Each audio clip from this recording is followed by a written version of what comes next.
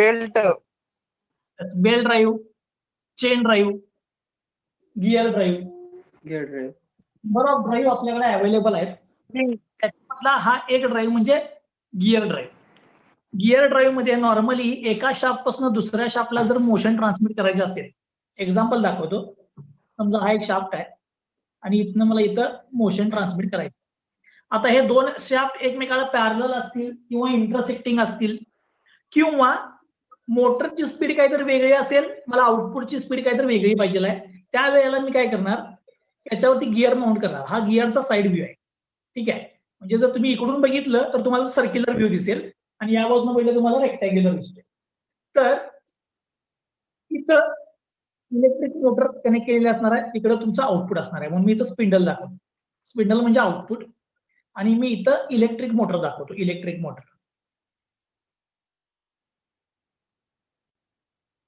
Motor आणि हे through coupling connect केलेलं आहे. ओके. मग इलेक्ट्रिक मोटरची स्पीड या पहिल्या शाफ्टला येणार आणि थ्रू गिअर ट्रेन आउटपुट शाफ्टला मोशन ट्रान्समिट होणार. मग आता याच्यामध्ये बघा, आउटपुट आणि मोटर यांच्यामध्ये काही डिस्टन्स आहे. हे डिस्टन्स ब्रिज करण्यासाठी आपण गिअर्स यूज करू शकतो. किंवा जर समजा इलेक्ट्रिक मोटरची स्पीड 100 RPM आहे, मला आउटपुट पाहिजे 200 RPM चा, म्हणजेच मला ही स्पीड काय करायला पाहिजे, आता चेंज करायला पाहिजे. Bye using the gear train आपण काय करू शकतो, ही स्पीड चेंज करू शकतोय. त्यामुळे in most of the applications मध्ये ज्या वेळेला आपल्याला दोन शाफ्ट मधलं डिस्टन्स ब्रिज करायचं असते किंवा तुम्हाला व्हेलॉसिटी चेंज करायची असते किंवा नंबर ऑफ स्पीड्स मिळवायचे असतात, त्यावेळेला आपण काय यूज करतोय, गिअर ट्रेन यूज करतोय. म्हणजे गिअर ट्रेन म्हणजे काय, ज्या वेळेला एक गिअर दुसऱ्या गिअरला मेश होतोय आणि एका शाफ्टची स्पीड दुसऱ्या शाफ्टला ट्रान्समिट होते, त्याला म्हणतो आपण गिअर ट्रेन. आता गिअर ट्रेन मध्ये दोनच गिअर असतील किंवा नंबर ऑफ गिअर असतील. म्हणजे समजा मी इथं अजून एक शाफ्ट घेतला तर इथला गिअर याला कनेक्ट होईल, तिथला गिअर पुढच्याला कनेक्ट होईल. म्हणजे नंबर ऑफ शाफ्टला इनपुट पासून आउटपुट पर्यंत मोशन ट्रान्समिट करण्यासाठी आपण जे गिअर एकमेकाला मेश करतो त्याला काय म्हणतो आपण, गिअर ट्रेन असं म्हणतो. मग आता ही जी काही गिअर ट्रेन आहे, या गिअर ट्रेनचे आपल्याला टाइप्स बघायचे आहेत आणि आपण या टॉपिक मध्ये काय शिकणार आहे, epicyclic gear train. Epicyclic gear train. ठीक आहे. ते काय आहे ते तुम्हाला उद्या कळेल. आज मी फक्त तुम्हाला थोडंसं इंट्रोडक्शन देणार आहे गिअर ट्रेनचं. त्यामुळे पहिल्यांदा आज आपण बघणार आहे types of gear trains. Types of gear trains.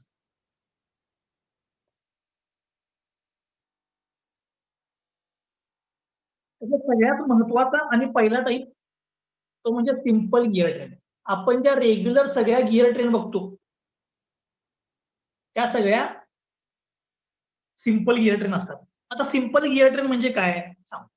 When only one gear is mounted on one shaft, म्हणजे एका शाफ्ट वरती एकच गिअर माउंट केला असेल तर अशी जी ट्रेन असते याला म्हणतो आपण सिंपल गिअर ट्रेन. मग हे दोन शाफ्ट एकमेकाला पॅरलल आहेत.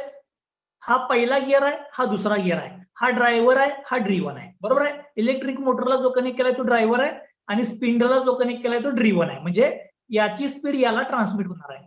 मग मी हीच ट्रेन इथं दाखवतो. बघा, हा जर ह्या व्ह्यूनी बघितलं तुम्ही इकडे साईड व्ह्यूनी तर तुम्हाला हा पहिला गिअर दिसेल, त्यानंतर याला मेश झालेला हा दुसरा गिअर म्हणजे स्मॉलर गिअर असं कन्सिडर करा. म्हणजे हा गिअर आहे, हा पिनियन आहे. त्याच्यामध्ये हा जो गिअर घेतलाय तो म्हणजे ड्रायव्हर आहे आणि हा जो कन्सिडर केलाय तो म्हणजे ड्रिव्हन आहे. Driver driven. आता महत्वाचं काय की या दोन गिअर मध्ये हा पहिल्या गिअरचा शाफ्ट म्हणजे हा साइड व्ह्यू बघितल्यानंतर तुम्हाला सर्क्युलर दिसेल. हा दुसऱ्या गिअरचा शाफ्ट, हा गिअर आहे. पिच सर्कलने आपण गिअर रिप्रेझेंट करतोय, पिच सर्कलने आपण गिअर रिप्रेझेंट केलाय. हे दोन शाफ्ट आहेत. आता याच्यामध्ये जर तुम्ही व्यवस्थित विचार केला तर एका शाफ्ट वरती एकच गिअर माउंट केलाय. ज्या वेळेला एखाद्या ट्रेन मध्ये एका शाफ्ट वरती एकच गिअर माउंट करतात त्याला काय म्हणायचं, सिंपल गिअर ट्रेन. मग आता या सिंपल गिअर ट्रेन मध्ये मला तुम्ही सांगा सर, समजा हा ड्रायव्हर क्लॉकवाईज रोटेट होत असेल ड्रायव्हर, तर ड्रिव्हन कुठे रोटेट व्हायला पाहिजे. ड्रायव्हर जर क्लॉकवाईज रोटेट होत असेल तर ड्रिव्हन कुठे रोटेट व्हायला पाहिजे, अँटी क्लॉकवाईज. ड्रिव्हन कुठे रोटेट व्हायला पाहिजे, अँटी क्लॉकवाईज डायरेक्शनला रोटेट व्हायला पाहिजे. म्हणजेच काय सिंपल गिअर ट्रेन मध्ये दोन्ही गिअर हे एकमेकाला अपोजिट डायरेक्शनला रोटेट होतात. सिंपल गिअर ट्रेन मध्ये दोन्ही गिअर हे एकमेकाला अपोजिट डायरेक्शन मध्ये रोटेट होतात. ओके, आता मग हे जर अपोजिट डायरेक्शनला जर रोटेट होत असतील तर काय करायला पाहिजे, मला यांचा वेलॉसिटी रेशो घ्यायला पाहिजे. ठीक आहे, यांचा वेलॉसिटी रेशो, त्या वेलॉसिटी रेशोलाच आपण म्हणतो स्पीड रेशो. मग यांचा जर मी स्पीड रेशो घेतला तर आतापर्यंत आपण भरपूर वेळेला बघितलंय की स्पीड रेशो हा काय असतोय, इनव्हर्सली प्रोपोर्शनल टू डायमीटर. जेवढा डायमीटर कमी करणार तेवढी स्पीड वाढणार, जेवढा डायमीटर मोठा करणार तेवढी स्पीड काय होणार, कमी होणार. म्हणजे काय, diameter is inversely proportional to काय असतोय, स्पीड. मग समजा हा ड्रायव्हर मी याला म्हटलं 1 आणि हा जर ड्रिव्हन मी याला म्हटलं 2, तर यांचा स्पीड रेशो कसा येणार बघा. यांचा speed ratio N1 divide by N2 is equal, म्हणजे 1 नंबरची स्पीड डिवाइड बाय 2 नंबरच्या गिअरची speed is equal to speed ratio हा काय असतोय, इनव्हर्सली प्रोपोर्शनल टू डायमीटर. आणि जेवढे साईज चेंज करणार, कमी केली की स्पीड वाढणार, डायमीटर वाढवला की स्पीड कमी होणार. सो इनव्हर्सली प्रोपोर्शनल म्हणजे 2 नंबरचा डायमीटर इथे लिहायला पाहिजे मला, म्हणजे D2 डिवाइड बाय D1. हे आजपर्यंत आपण भरपूर वेळेला युज केलेलं आहे. ओके, म्हणजे speed ratio is inversely proportional to diameter. ठीक आहे, मग आता ही सिंपल गिअर ट्रेन आहे ज्याच्यामध्ये मी 2च गिअर घेतले, 2च गिअर. ओके, आता हे 2 गिअर ज्यावेळेला तुम्ही कन्सिडर केलाय त्यावेळेला ड्रायव्हर आणि ड्रिव्हन हे एकमेकाला कसे रोटेट झाले बघा. ड्रायव्हर आणि ड्रिव्हन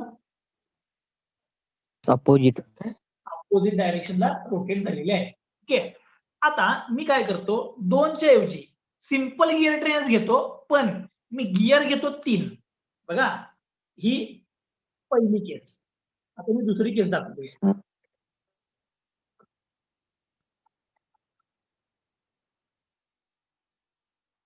किती गिअर घेतले तुम्ही आता,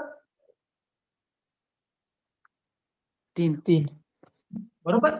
नेमिंग करतोय आम्ही 1 2 3. याच्यामधला 1 जो आहे 1 त्याला आपण म्हणूया ड्रायव्हर. 3 जो आहे तो म्हणजे ड्रिव्हन.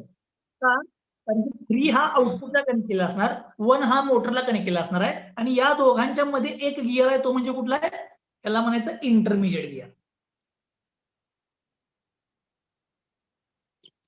आता या इंटरमिजिएट गिअरचं काम काय करते, 1 नंबरच्या गिअरची स्पीड 3 नंबरच्या शाफ्टला, म्हणजे 1 नंबरच्या शाफ्टची 3 नंबरच्या शाफ्टला ट्रान्समिट करायची आहे. मग त्यासाठी तो इंटरमिजिएट गिअर म्हणून काय करत असतोय, काम करत असतोय. मग आता जर तुम्ही 3 गिअर जर एक कन्सिडर केला तर समजा ड्रायव्हर क्लॉकवाईज रोटेट व्हायलाय ड्रायव्हर, तर हा इंटरमिजिएट कुठे रोटेट व्हायला पाहिजे, intermediate anti clockwise. Okay, opposite डायरेक्शनला अँटी क्लॉकवाईज. जर समजा इंटरमिजिएट अँटी क्लॉकवाईज रोटेट व्हायलाय तर ड्रायव्हर क्लॉकवाईज. आता तुम्ही थोडं विचार करून सांगा मला, ड्रायव्हर आणि ड्रिव्हन ची रोटेशनची डायरेक्शन कुठे आहे बघा, एकच आहे. क्लॉकवाईज आहे. म्हणजे ड्रायव्हर आणि ड्रिव्हन हे एकाच डायरेक्शनला रोटेट होतात. कधी, ज्या वेळेला गिअर ट्रेन मध्ये 3 गिअर असतात, ज्या वेळेला गिअर ट्रेन मध्ये 2च गिअर असतात त्यावेळेला ते दोन्ही एकमेकाला अपोजिट डायरेक्शनला रोटेट होतात. आता मी अजून एक केस देतो, समजा इथं 5 असते, 5 असते तर क्लॉकवाईज 1 3 5 असले तर क्लॉकवाईज होणार, clockwise anti clockwise anti clockwise. गिअरचा नंबर ऑड असेल 1 3 5 7 9 तर ड्रायव्हर आणि ड्रिव्हन हे एकाच डायरेक्शनला रोटेट होतात. आणि गिअरचा नंबर हा इव्हन असेल, मग ती केस पण दाखवतो इथं, म्हणजे सी. मी 4 गिअर घेतो, 1 2 2 4 3 4. ठीक आहे, मी 4 गिअर घेतो. तर ज्यावेळेला मी 4 गिअर घेणार त्यावेळेला गिअरचा नंबर काय बघा आता, even. Driver clockwise, driven anti clockwise, sorry intermediate 2 number anti clockwise, intermediate 3 number आणि हा अँटी क्लॉकवाईज. म्हणजे बघा, ड्रायव्हर आणि ड्रिव्हन हे एकमेकाला अपोजिट. म्हणजे ज्या वेळेला गिअर्स हे इव्हन नंबर मध्ये असतात, इव्हन नंबर मध्ये, त्यावेळेला ड्रायव्हर आणि ड्रिव्हन हे एकमेकाला अपोजिट डायरेक्शनला रोटेट होतात. म्हणजे इथं पण बघा, 2 नंबर आहे तर अपोजिट, 4 नंबर आहे तर ड्रायव्हर ड्रिव्हन अपोजिट, आणि जर 3 नंबर असेल म्हणजे ऑड नंबर असेल तर ड्रायव्हर आणि ड्रिव्हन हे एकाच डायरेक्शनला रोटेट होतात. ओके, आता हे इंटरमिजिएट गिअर का वापरायचा, तर या दोन शाफ्ट मधलं डिस्टन्स जास्त असेल, दोन शाफ्ट मधलं डिस्टन्स जास्त असेल आणि गिअर जेवढा डायमीटर वाढेल तेवढं त्याचं मॅन्युफॅक्चरिंग डिफिकल्ट होणार, त्याचं वेट वाढत जाणार. त्यामुळे आपण काय करतो की एखाद्या लिमिटेड डायमेन्शन पर्यंत काय करतो, गिअरचं डायमेन्शन वाढवू शकतो, त्याच्यापेक्षा जास्त वाढवू शकत नाही. मग ते वाढवत वाढवत गेलं आणि मॅक्सिमम लिमिटला पोहोचलं आणि दोन गिअर जर मेच होत नसतील तर आपल्याला काय करायला पाहिजे, तर इंटरमिजिएट गिअर काय करायला पाहिजे, इंट्रोड्यूस करायला पाहिजे. म्हणजे दोन शाफ्ट मधलं गॅप ब्रिज करायचा असेल तर आपण काय करतो, इंटरमिजिएट गिअर यूज करतो. ठीक आहे. आता यांचा जर मी व्हेलॉसिटी रेशो काढला, यांचा व्हेलॉसिटी रेशो बघा, 1 नंबर आणि 2 नंबरचा व्हेलॉसिटी रेशो सांगा. फॉर 1 and 2 व्हेलॉसिटी रेशो सांगायचं काय येणार, n1 divided by n2 is equal to speed ratio is inversely proportional to diameter d2 divided by d1. Okay. तसं सिमिलरली फॉर 2 and 3 म्हणजे 2 number आणि 3 नंबरचा जर रेशो लिहिला, 2 नंबर आणि 3 नंबरचा, n2 divided by n3 is equal to inversely proportional to diameter म्हणजे काय येणार, d3 divided by d. आता ह्या दोघांच्या मध्ये याला मी म्हणतो 1, याला म्हणतो मी 2. 1 into 2 करा, 1 into 2. 1 into 2 केलं तर काय येणार बघा, n1 divided by n2 into n2 divided by n3 is equal to d2 divided by d1 into d3 divided by d2. आता याच्यामध्ये काय कॅन्सल होईल सांगा, याच्यामध्ये काय कॅन्सल होईल,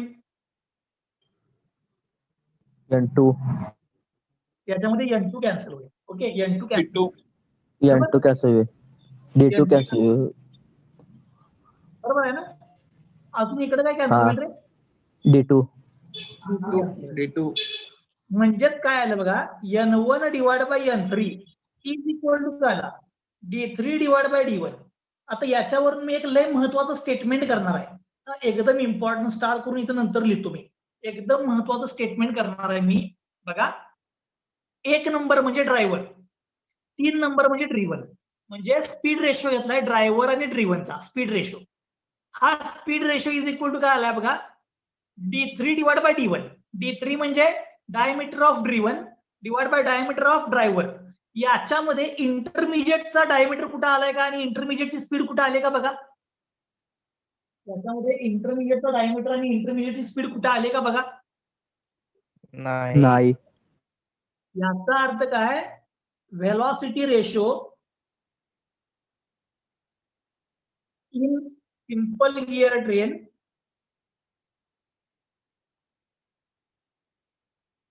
is velocity ratio in simple gear train is not having any effect of intermediate gear. मी काय वाक्य लिहिले बघा, व्हेलॉसिटी रेशो वरती इंटरमिजिएट गिअरचा इफेक्टच नाही आहे. याचा अर्थ काय, इंटरमिजिएटचा गिअरचा डायमीटर तुम्ही किती पण ठेवा, 100 ठेवा, 200 ठेवा, 50 घ्या, डायमीटर किती पण चेंज करायचा, व्हेलॉसिटी रेशो चेंज होणार आहे काय, नाही. याचाच अर्थ काय, velocity ratio is irrespective of diameter of intermediate gear. म्हणजे इंटरमिजिएट गिअरचा या व्हेलॉसिटी रेशोवरती काहीही फरक पडत नाही. म्हणजे एक एक्झाम्पल सांगतो, समजा याची स्पीड 100 आहे, याची स्पीड 200 आहे असं म्हणा, याचा डायमीटर 50 आहे, याचा डायमीटर 100 आहे असं म्हणा. हा इंटरमिजिएट गिअर तुम्ही 10 mm चा लावा, 20 चा लावा, 30 चा लावा, त्याचं डायमेन्शन किती बी घ्या, त्याचा या व्हेलॉसिटी रेशोवरती इफेक्ट पडत नाही. एकदम महत्वाचं आहे, the velocity ratio in simple gear train is irrespective of intermediate gear असतो. म्हणजे इंटरमिजिएट गिअरचा त्या व्हेलॉसिटी रेशोवरती काहीही फरक पडत नाही. सगळ्यात महत्वाचं आहे हे.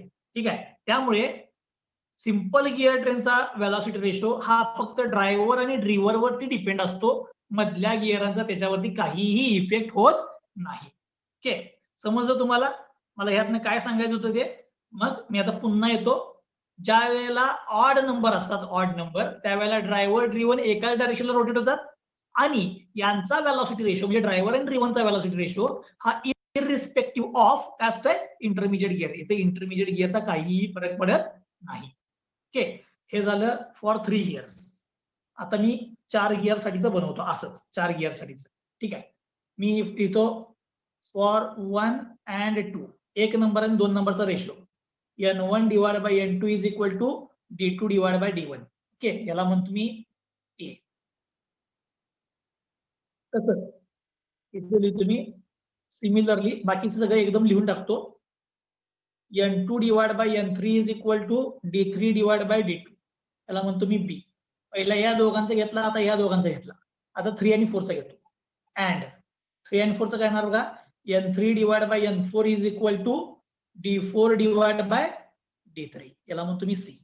आता प्रत्येकाचा इंडिव्हिज्युअल पेअर ही 1 2 त्यांचा लिहिला आहे, 2 3 त्यांचा लिहिला आहे, 3 4 त्यांचा व्हेलॉसिटी रेशो लिहिला आहे.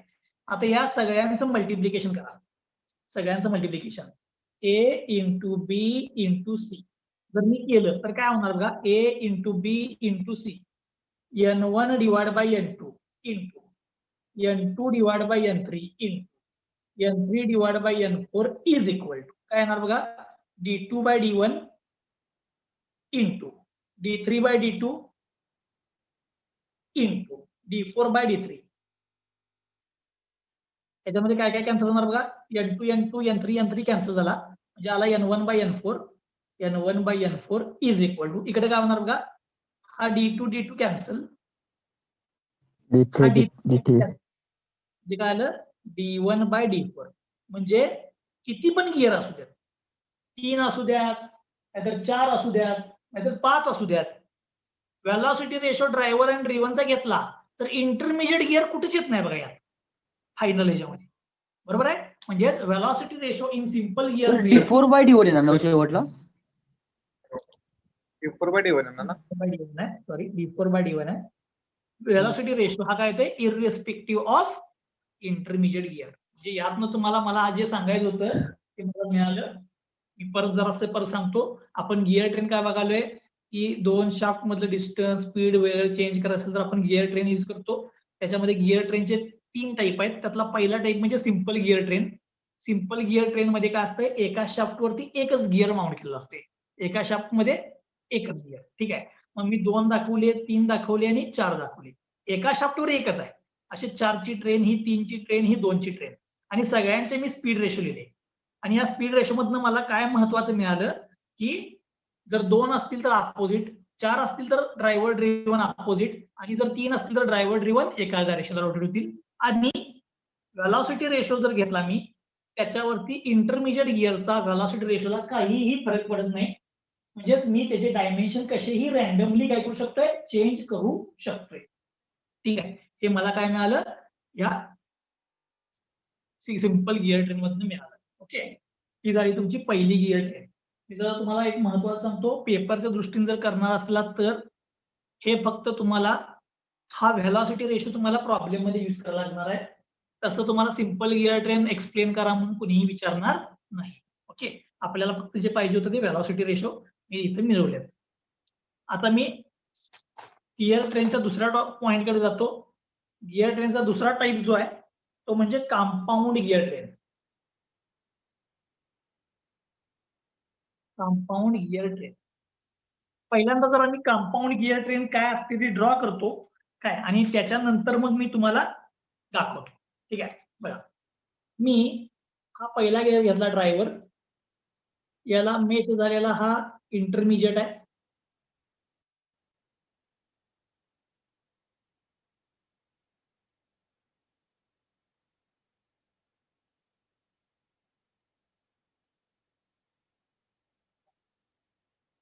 तर नंबरिंग करतो. 1 नंबरचा गिअर त्याला मेच झालेला हा 2 नंबर, हा 3 नंबर आणि हा 4 नंबर.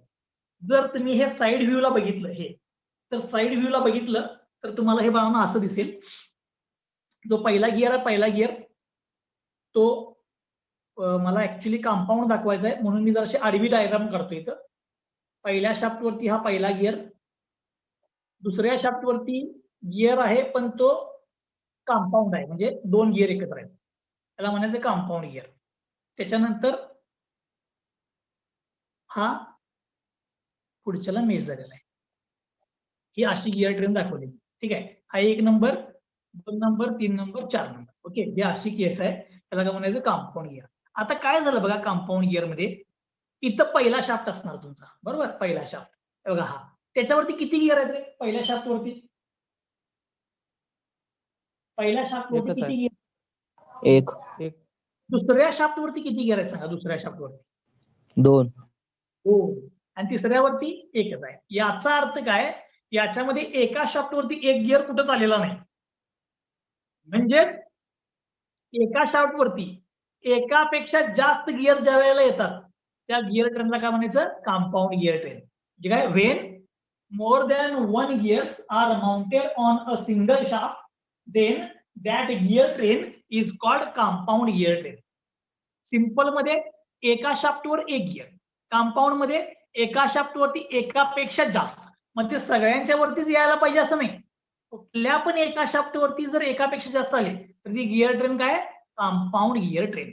आता कन्सिडर करा, 1 नंबरचा गिअर हा ड्रायव्हर आहे, 4 नंबर हा ड्रायव्हर आहे, तर हा जो आहे की नाही याला म्हणतोय आपण इंटरमिजिएट गिअर.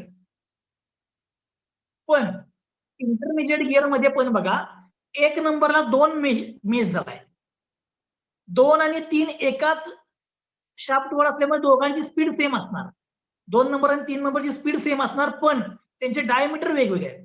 काय वेगवेगळे आहेत. ठीक आहे, मग आपण 2 नंबर आणि 3 नंबरला काय म्हणतो, हे इंटरमिजिएट आहे पण 1 2 ला मिस झालाय, त्यामुळे 1 नंबरची स्पीड 2 ला गेली, याला म्हणायचं इंटरमिजिएट ड्रिव्हन. याला काय म्हणायचं, इंटरमिजिएट ड्रिव्हन, म्हणजे 1 ची स्पीड 2 ला आली. 2 ची आणि 3 ची स्पीड सेम असणार का, ते एका शाफ्ट वरती आहे, आणि 3 नंबर हा 4 ला कनेक्ट झालाय, म्हणजे 3 हा 4 ला स्पीड ट्रान्समिट करणार. मग हा जर ड्रिव्हन असेल तर ह्या 4 नंबरसाठी 3 नंबर काय असायला पाहिजे, ड्रायव्हर. म्हणजे 3 नंबरला म्हणायचं इंटरमिजिएट ड्रायव्हर, 2 ला म्हणायचं इंटरमिजिएट ड्रिव्हन. समजलं? म्हणजे बघा, हा तुमचा मेन ड्रायव्हर, 1 नंबर म्हणजे मेन ड्रायव्हर गिअर, 2 नंबर म्हणजे इंटरमिजिएट ड्रिव्हन, 3 नंबर म्हणजे इंटरमिजिएट ड्रायव्हर, आणि 4 नंबर म्हणजे ड्रिव्हन गिअर. ओके, असे हे मी एक 4 ची काय केलं, कंपाऊंड गिअर ट्रेन इथे ड्रॉ केलेली आहे. पण आता या कंपाऊंड गिअर ट्रेन मध्ये मी यांचा वेलॉसिटी रेशो डिटरमाइन करणार आहे. ठीक आहे, यांचा वेलॉसिटी रेशो डिटरमाइन करणार आहे. जर मला यांचा वेलॉसिटी रेशो जर डिटरमाइन करायचा असेल तर काय करायला पाहिजे जर सांगा, यांचा जर वेलॉसिटी रेशो डिटरमाइन करायचा असेल तर मला काय करायला पाहिजे बाळांनो,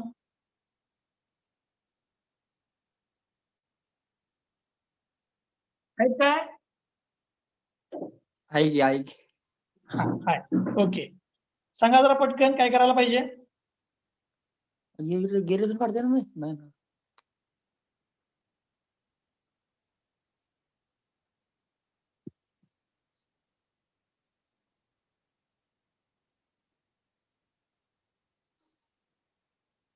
हॅलो, 1 नंबरचा आणि 2 नंबरचा रेशो सांगा. 1 नंबरचा आणि 2 नंबरचा ratio, N1 upon N2 and D2 upon D1.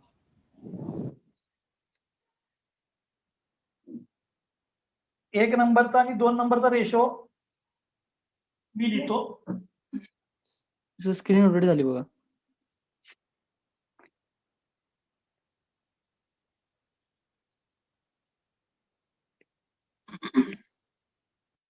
Okay, 1 नंबरचा आणि 2 नंबरचा रेशो लिहितो पहिल्यांदा मी. फॉर 1 and 2 म्हणजे driver and intermediate driven, N1 divided by N2 is equal to D2 divided by D1, inversely proportional. Okay, N1 divided by N2 is equal to D2 divided by D1. आता असंच me for 3 and 4 लिहितो. N3 divided by N4 is equal to काय येणार, D4 divided by D3. N3 divide by N4 is equal to D4 divide by D3. आता जरा विचार करून सांगा मला, हा 1 आणि 2 नंबरचा आहे, हा 3 आणि 4 नंबरचा रेशो आहे. याच्यामध्ये मी 2 आणि 3 नंबरचा लिहिला नाही. का लिहिला नसेल 2 आणि 3 नंबरचा? एकाच चॅप्टर आहेत ना. दोघांची स्पीड सेम आहे. एकाच शाफ्टवरती आहे, दोघांची स्पीड सेम आहे, मग त्यामुळे त्यांचा रेशो लिहिला नाही. स्पीड सेम आहे म्हणजे रेशो 1 येणार, मग मी तो लिहिलेला नाही. त्यामुळे 2 आणि 3 याला कंपाऊंड गिअर म्हणायचं, दोघांची स्पीड नेहमी सेम राहणार. म्हणून मी 1 आणि 2 चा रेशो लिहिलाय आणि 3 आणि 4 चा लिहिलाय. आता याला मी म्हणतो 1, याला मी म्हणतो 2. 1 into 2 करा, 1 into 2. तर मी 1 into 2 केलं तर काय येणार बघा, N1 divide by N2 into N3 divide by N4 is equal to D2 divided by D1 into D2 divided by D1 into D4 divided by D3. D4 divided by D3. आता त्याच्यामध्ये काय cancel होईल सांगा? काही नाही. काही नाही.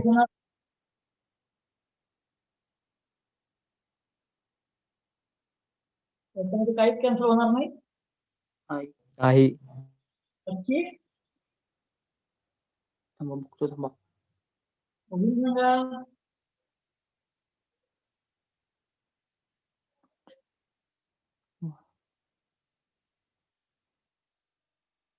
होणार की N2 आणि N3 जाते, काय? N2 आणि N3 आणि D2 आणि D3 जाणार. बघा मी सांगतो, मला सांगा 2 नंबरचा आणि 3 नंबरचा डायमीटर सेम आहे का वेगवेगळा आहे? सेम आहे, सेम आहे. डायमीटर सेम आहे काय वेगवेगळा आहे? डायमीटर सेम आहे काय वेगवेगळा आहे? वेगवेगळा. वेगवेगळं आहे ना. अरे डायमीटर वेगवेगळा आहे की अण्णा? डायमीटर वेगवेगळं आहे. आता स्पीड सांगा, 2 ची आणि 3 ची सेम आहे काय वेगवेगळे आहे? सेम आहे. सेम आहे. 2 नंबर आणि 3 नंबर एकाच शाफ्टवर असल्यामुळे स्पीड सेम आहे, पण त्यांचे डायमीटर वेगवेगळे आहेत.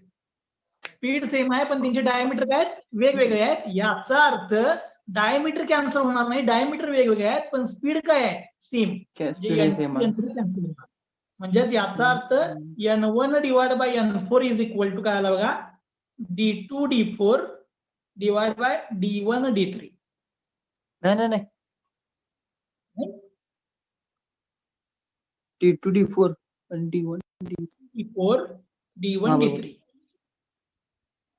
ठीक आहे, म्हणजेच याचा अर्थ बघा, ड्रायव्हरची स्पीड डिवाइड बाय ड्रिव्हनची स्पीड. 1 नंबर ड्रायव्हर आहे, 4 नंबर ड्रिव्हन आहे. ड्रायव्हरची स्पीड डिवाइड बाय ड्रिव्हनची speed is equal to D2 into D4 divide by D1 into D3. आता हे विचार करून सांगा मला, सिंपल गिअर ट्रेन आणि कंपाऊंड गिअर ट्रेन मध्ये फरक काय राहिला? मग याचा विचार करून सांगा. सिंपल गिअर ट्रेन आणि कंपाऊंड गिअर ट्रेन मध्ये फरक काय राहिला?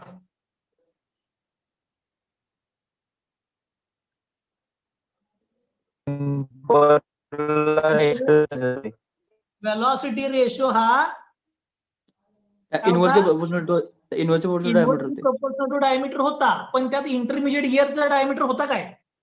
नव्हता. पण इथं इंटरमिजिएट गिअरचा डायमीटर आला आहे. याचा अर्थ velocity ratio in compound gear train is affected by the diameters of compound gear. Compound gear जो असणार तुमचा म्हणजे इंटरमिजिएट गिअर, त्या इंटरमिजिएट गिअर वरती डिपेंड आहे. म्हणजे कंपाऊंड गिअर ट्रेन मध्ये इंटरमिजिएट गिअर हा व्हेलॉसिटी रेशो चेंज करणार आहे. मग कंपाऊंड गिअर आणि जर तुम्ही सिंपल गिअर ट्रेन घेतली तर दोघांचं जरा कंपॅरिझन सांगतो. आता बघा, मला तुम्ही सांगायचं, इथं जातो जरासं. समजा माझ्याकडे 2च गिअर आहेत. असं म्हणा, हा गिअर 100 RPM न फिरायला पाहिजे, हा गिअर 1 RPM न फिरायला पाहिजे. हा गिअर 100 RPM न फिरायला पाहिजे, हा गिअर 1 RPM न फिरायला पाहिजे. तर यांचे डायमीटर सांगा काय असायला पाहिजे अंदाजे? वेगवेगळे असायला पाहिजे, डिफरंट. होय, ह्या किमती पुट करा घेतं. 1 नंबरची स्पीड किती पाहिजे? 100. 2 ची किती पाहिजे? 1. म्हणजे हे 100 आलं. D1 ला इकडे घ्या, म्हणजे D2 is equal to 100 times D1. D2 is equal to 100 times D1. जर समजा D1 ची किंमत 1 असेल तर D2 किती येणार? 100. मला सांगा 1 mm चा गिअर आणि 100 mm चा गिअर किती 100 टाइम्स फरक पडला. मग तुम्हाला हे मॅन्युफॅक्चरिंग करायला इझी आहे का डिफिकल्ट आहे? सिंपल गिअर ट्रेन मध्ये Difficult लार्ज आहे. जर व्हेलॉसिटी रेशो पाहिजे असेल, लार्ज व्हेलॉसिटी रेशो, तर एक गिअरचं डायमेन्शन एकदम वाढते आणि दुसऱ्याचं एकदमच कमी होते. मग हा स्मॉल गिअर लार्ज गिअर बरोबर मेच होणार नाही. म्हणजेच velocity ratio simple gear train मध्ये आपण नॉर्मली 8 टाइम्स पर्यंत मिळवू शकतो. किती? 8 टाइम्स. पण कंपाऊंड गिअर ट्रेन मध्ये इंटरमिजिएट गिअरचा इफेक्ट होत असल्यामुळे आपण याच्यामध्ये व्हेलॉसिटी रेशो हा 16 टाइम्स पर्यंत मिळवू शकतो. कितीपर्यंत? 16 टाइम्स पर्यंत मिळवू शकतो. हा याचा ऍडव्हान्टेज आहे ऑफ कंपाऊंड गिअर ट्रेन. म्हणून सिंपल गिअर ट्रेन मध्ये आपण व्हेलॉसिटी रेशो एकदम कमी मिळवतो, पण कंपाऊंड गिअर ट्रेन मध्ये आपण व्हेलॉसिटी रेशो आपण लार्ज मिळवू शकतो. आणि दुसरं, या दोन्ही शाफ्ट मधलं डिस्टन्स ब्रिज करायचं काम पण काय करतो? Intermediate gear. म्हणून कंपाऊंड गिअरचा ऍडव्हान्टेज असा आहे, ज्या वेळेला तुम्हाला स्पीड रिडक्शन जास्त पाहिजे किंवा व्हेलॉसिटी रेशो जास्त पाहिजे त्यावेळेला कंपाऊंड गिअर यूज करायचा, आणि ज्या वेळेला स्पीड रिडक्शन एकदम कमी असेल त्यावेळेला सिंपल गिअर ट्रेन यूज करायची. समजलं सगळ्यांना? आता तुम्हाला काय लक्षात ठेवायचं सांगतो, ही पेपरला विचारणार नाहीये, पण तुम्हाला हे लक्षात ठेवायचं आहे, compound gear train velocity ratio वरती इंटरमिजिएट गिअरच्या डायमीटरचा इफेक्ट होतो, एवढे तुम्हाला लक्षात ठेवायचं आहे. Okay, so the velocity ratio in compound gear train is affected by the diameters of intermediate gears. एवढं लक्षात ठेवायचं आहे. समजलं तुम्हाला मी काय सांगितलं ते? एकदम महत्वाची गोष्ट सांगितली ती म्हणजे सिंपल गिअर ट्रेन आणि कंपाऊंड गिअर ट्रेन यांच्यामधला डिफरन्स होता. Simple gear train and compound gear train मधला डिफरन्स. ओके, आता कंपाऊंड गिअर ट्रेन झाली बघा. आता तिसरी ट्रेन ती म्हणजे रिव्हर्टेड gear train. Reverted gear train. तर सांगतो मी, टोटल आपण 4 गिअर ट्रेन बघणार आहे. पहिली सिंपल, दुसरी कंपाऊंड, तिसरी रिव्हर्टेड. या 3 गिअर ट्रेन वरती पेपरमध्ये क्वेश्चन कुणीही विचारणार नाही. चौथी जी ट्रेन आहे तिथनं पेपरमध्ये विचारायला चालू करणार.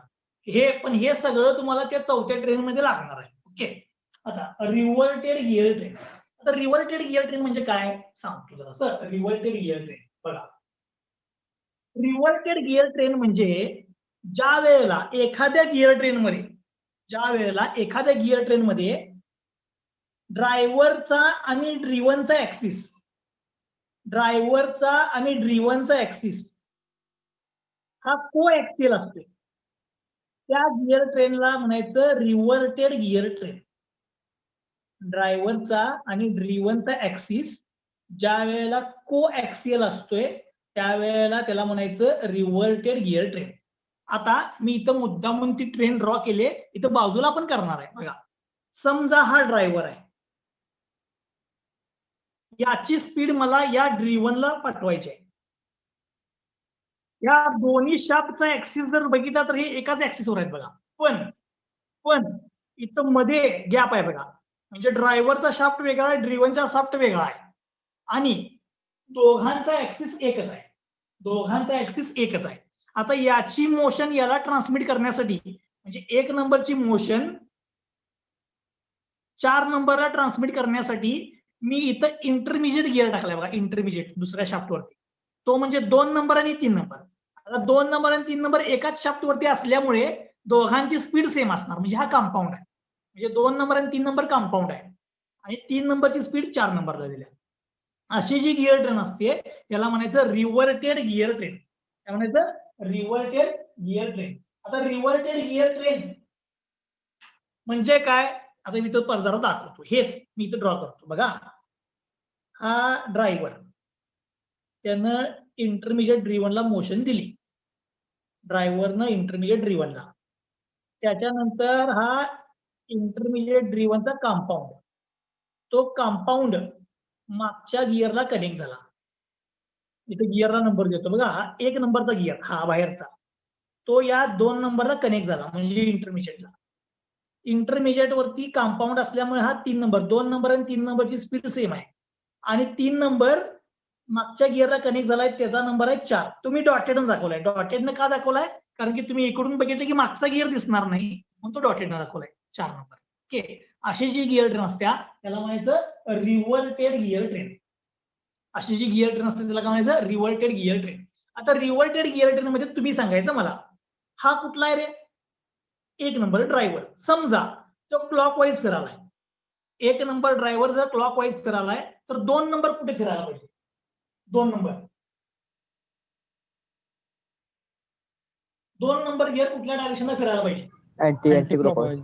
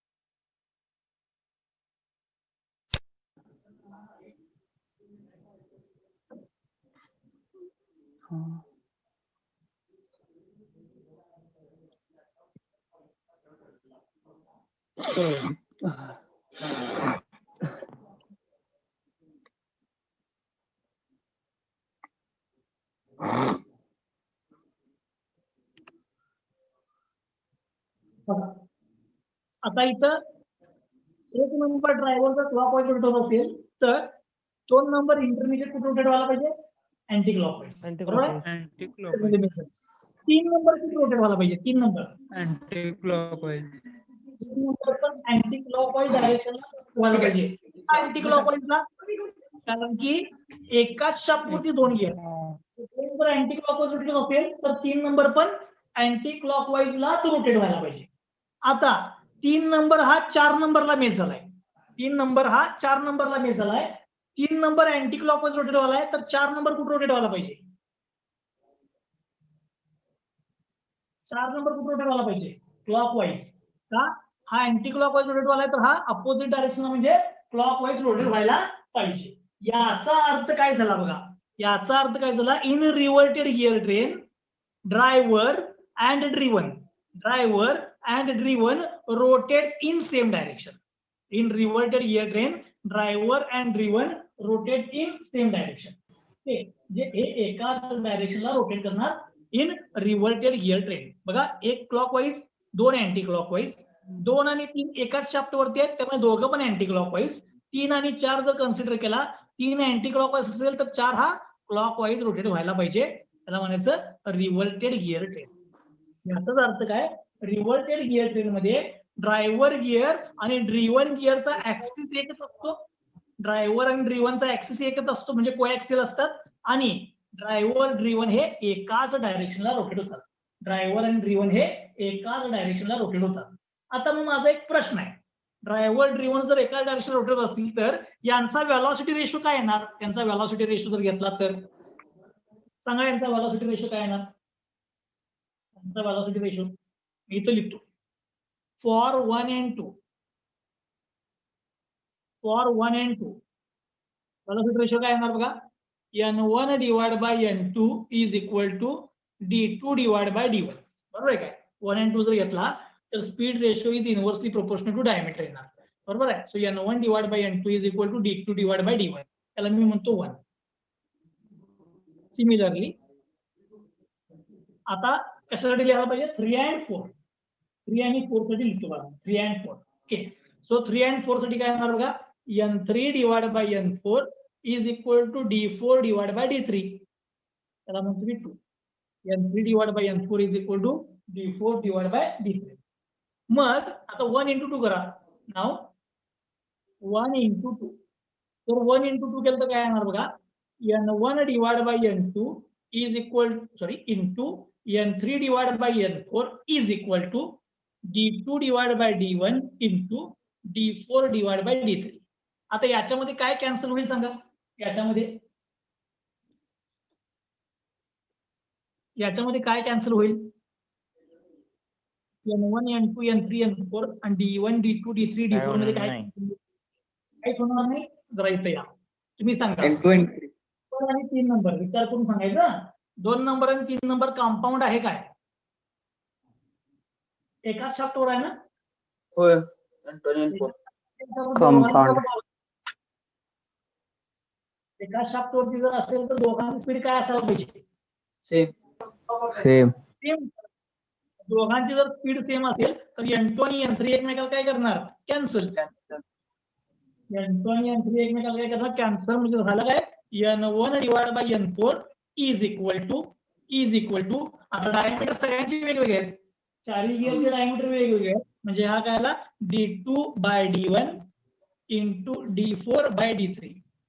म्हणजे पुन्हा एकदा काय आलं बघा, velocity of driver divide by velocity of driven म्हणजे velocity ratio is equal to, याच्यामध्ये D2 D3 आला. D2 D3 म्हणजे काय आहे ते, इंटरमिजिएट. म्हणजे रिव्हर्टेड गिअर ट्रेन मध्ये सुद्धा इंटरमिजिएट गिअर वरती वेलॉसिटी रेशो डिपेंड असतो. So in reverted gear train, the velocity ratio is depend upon the intermediate gears. आता मी कन्क्लुजन एक काय सांगतो बघा, 3 टाईप बघितले आपण. पहिला टाईप होता सिंपल गिअर ट्रेन, दुसरा टाईप होता कंपाऊंड गिअर ट्रेन आणि तिसरा होता रिव्हर्टेड. मी परत एकदा रिवाइज करतो. सिंपल गिअर ट्रेन एका शाफ्ट वरती एकच गिअर, बरोबर, आणि त्यांचा वेलॉसिटी रेशो जर घेतला तर the velocity ratio is irrespective of intermediate gear. म्हणजे इंटरमिजिएट गिअर कुठे वेलॉसिटी रेशो मध्ये येत नव्हता, इथे लिहिलं.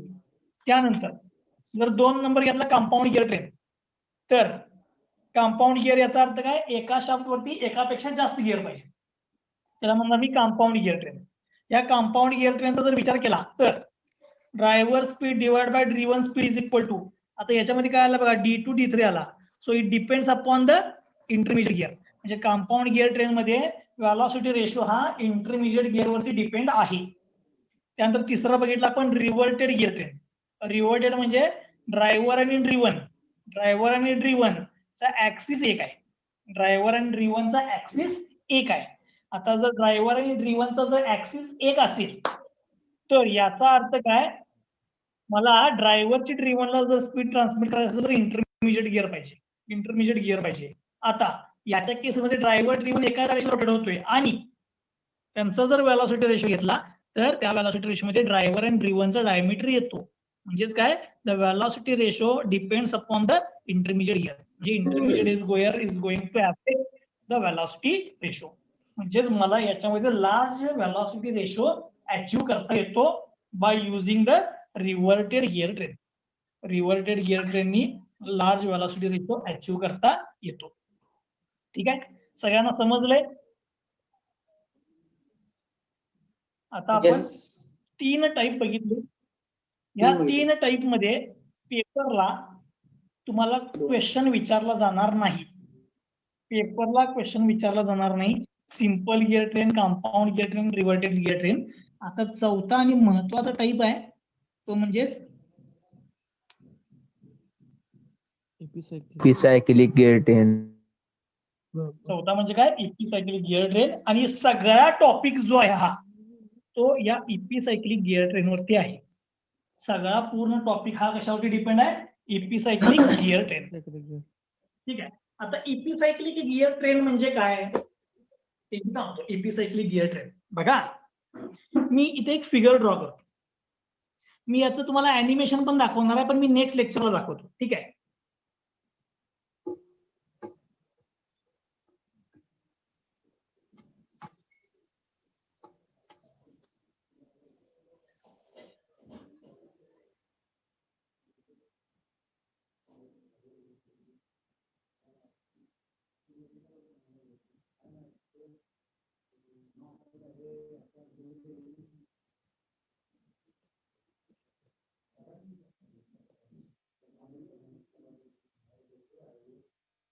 बघा, हा ए गिअर आहे, हा बी गिअर आहे आणि हा आर्म आहे.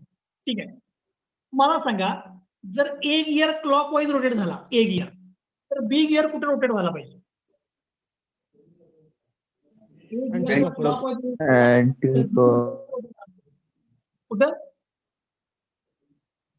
अँटी ओके, का?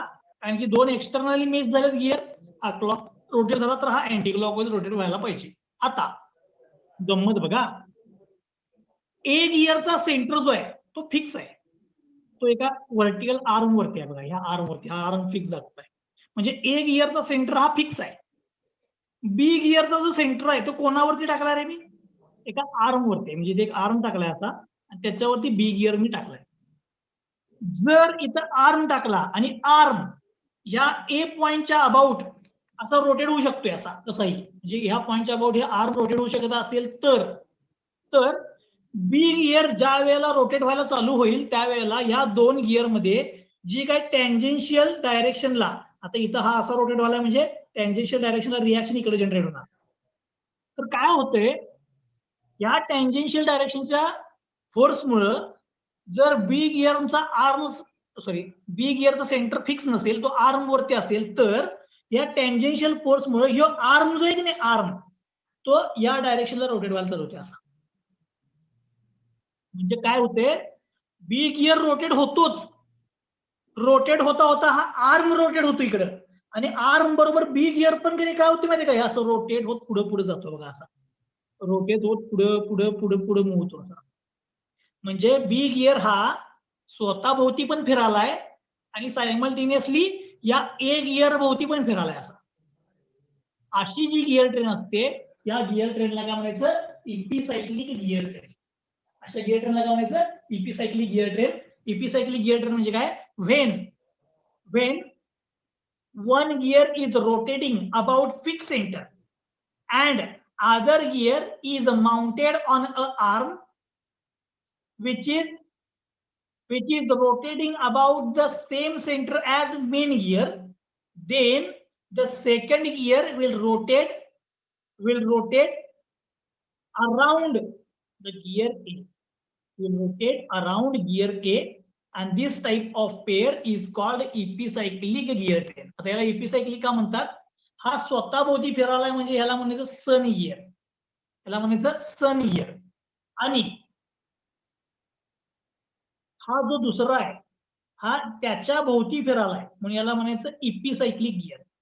इपिसायक्लिक म्हणजे आपण प्लॅनेटरी म्हणते बघा आपण, म्हणजे सनच्या भोवती सगळे प्लॅनेट कशी फिरत असतात तसं हा प्लॅनेटरी डायरेक्शनला फिरायला लागलाय म्हणून याला म्हणायचं प्लॅनेट गिअर.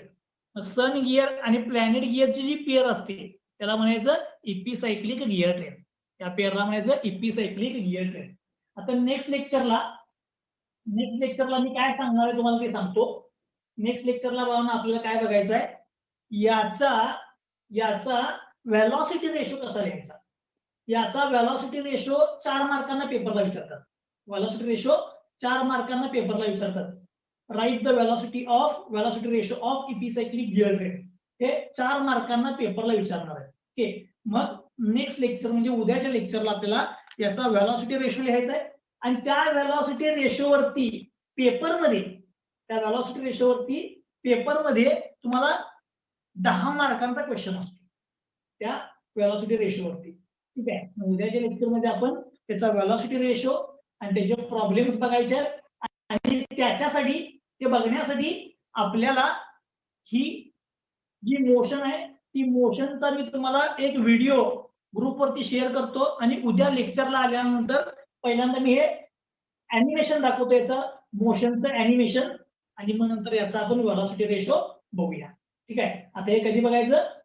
उद्याच्या लेक्चरला. ठीक आहे, आता हे कधी बघूया?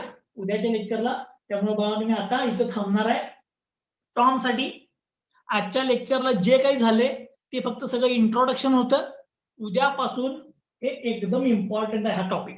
ठीक आहे, कारण की ह्या इपिसायक्लिक गिअरचा प्रॉब्लेम 10 मार्कांना येणार आहे आणि तो जो मी व्हेलॉसिटी रेशो लिहिणार आहे तोच प्रॉब्लेम म्हणजे अर्धा प्रॉब्लेम असतो.